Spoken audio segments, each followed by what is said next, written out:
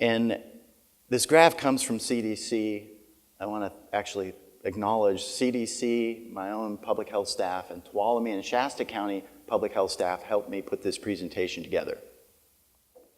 Opioid pain reliever related overdose deaths are increasing at a faster rate than deaths from any other major cause.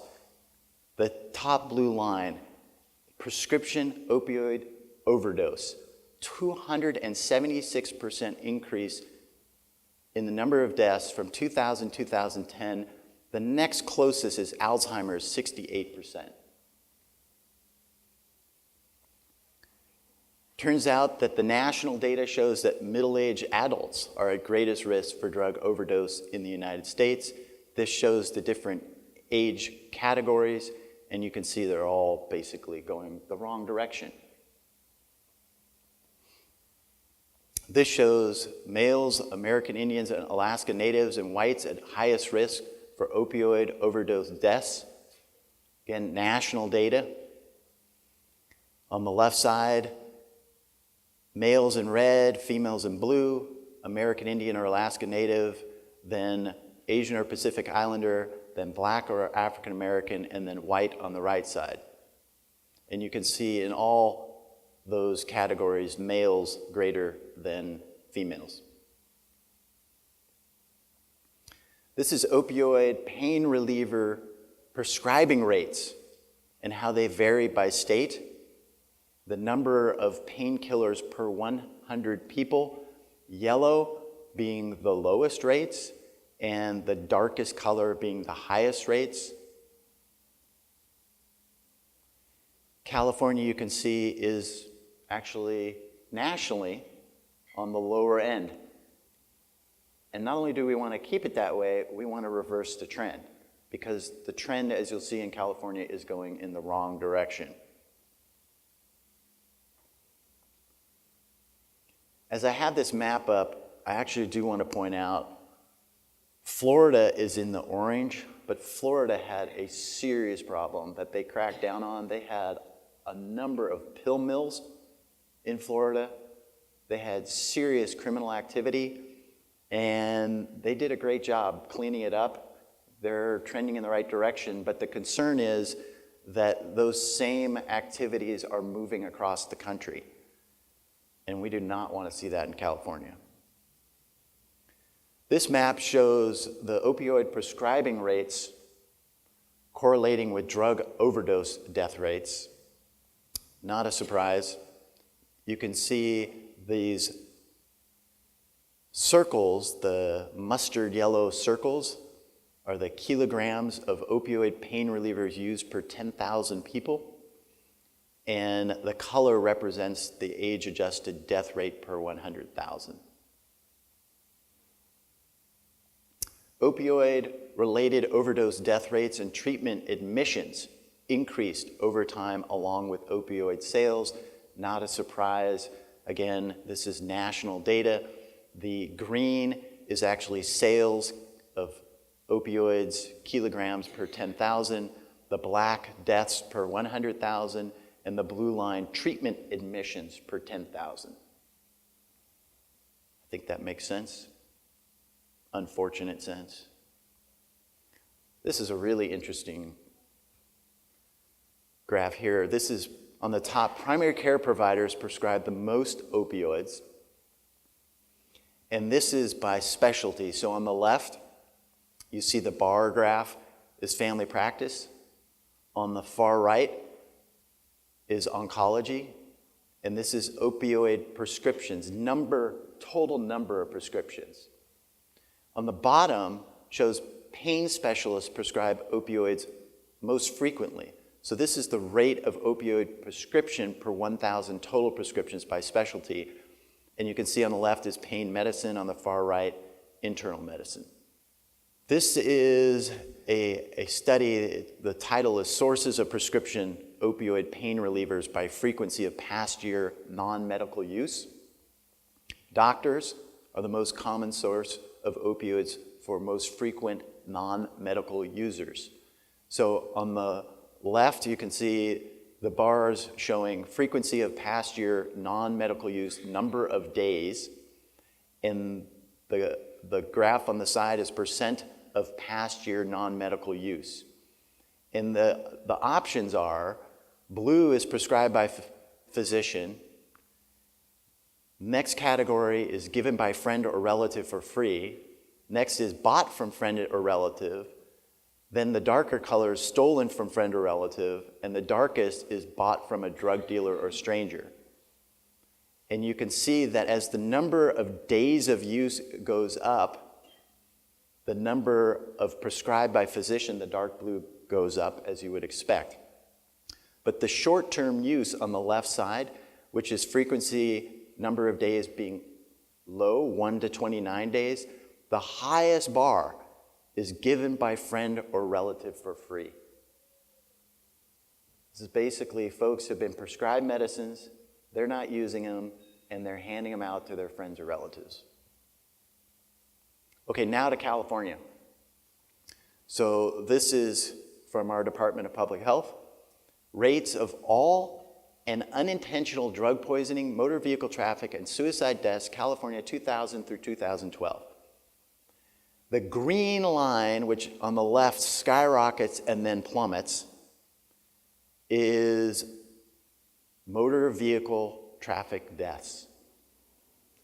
The blue line that skyrockets up and intersects the green line is all poisoning in California, and that's one of the ways we track opioid deaths and opioid use is through our poison control center and our poisoning surveillance system. And you can see in about 2006 or 7, those lines intersected. So now we're seeing more deaths from poisonings than from motor vehicle accidents in California. This table shows the number of drug poisoning deaths by type of drug. And we track, this is 2006 to 2010. We track, as you can see on the right side, amphetamines, sedatives, heroin, methadone, opioid analgesics, all specific opioid poisonings. And I have to say that this is only as reliable as how physicians complete the death certificate. Our surveillance system, these numbers, rely on many of you to accurately and correctly complete these forms.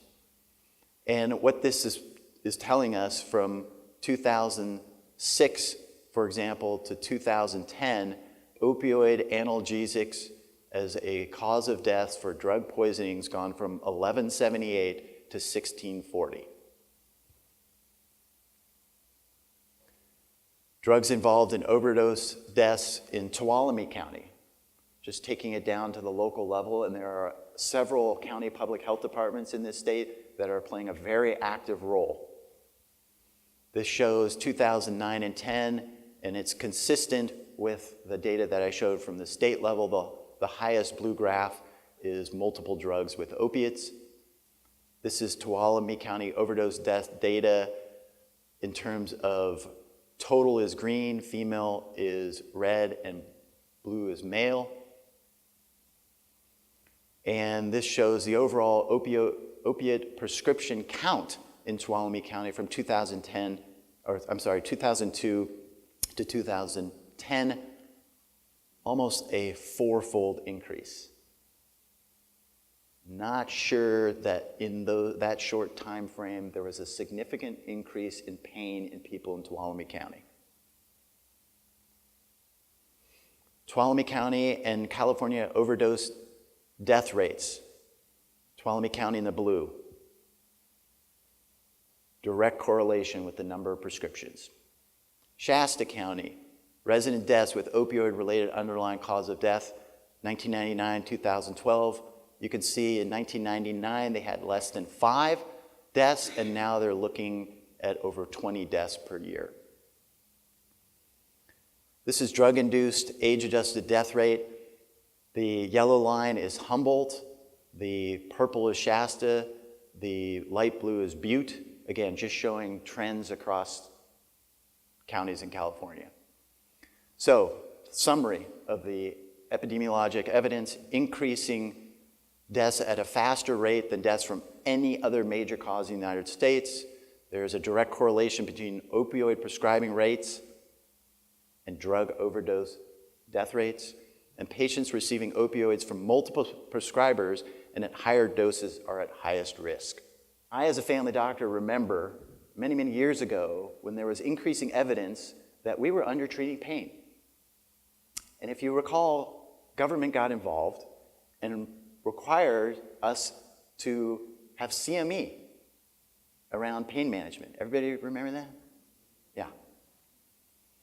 How many people here would like to see more state government engaged in this issue?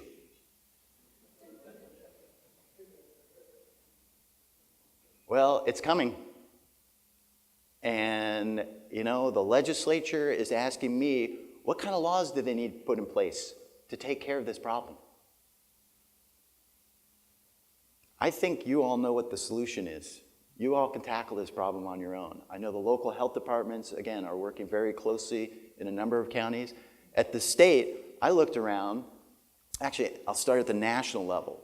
The Association of State and Territorial Health Officials, representing all state health officers like me, they put out a call last year saying we need to do something about this epidemic of opioid deaths.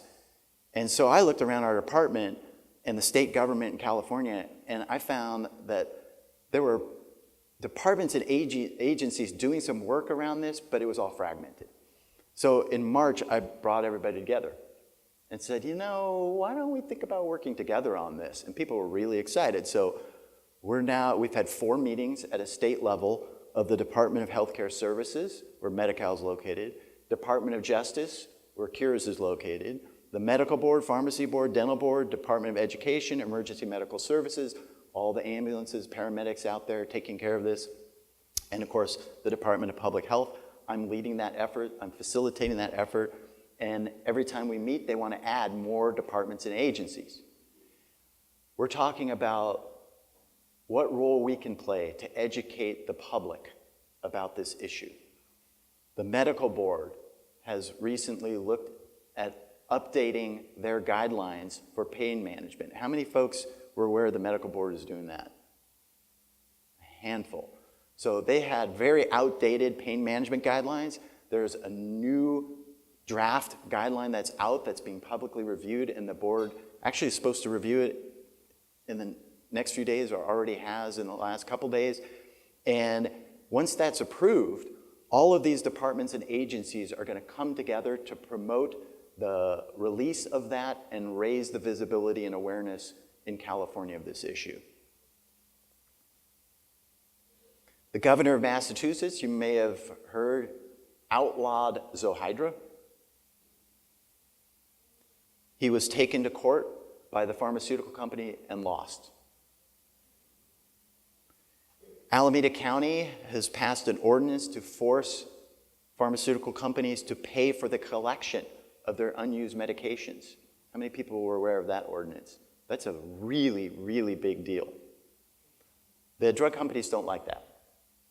So they took Alameda County to court, and the drug companies lost. So at this point, their only option is to think about heading to the US Supreme Court. And we're all kind of waiting to see if that's where they're going to head. After practicing for 20 years as a family doc, I'm convinced that the solution is in your hands. You don't need government interfering with your work.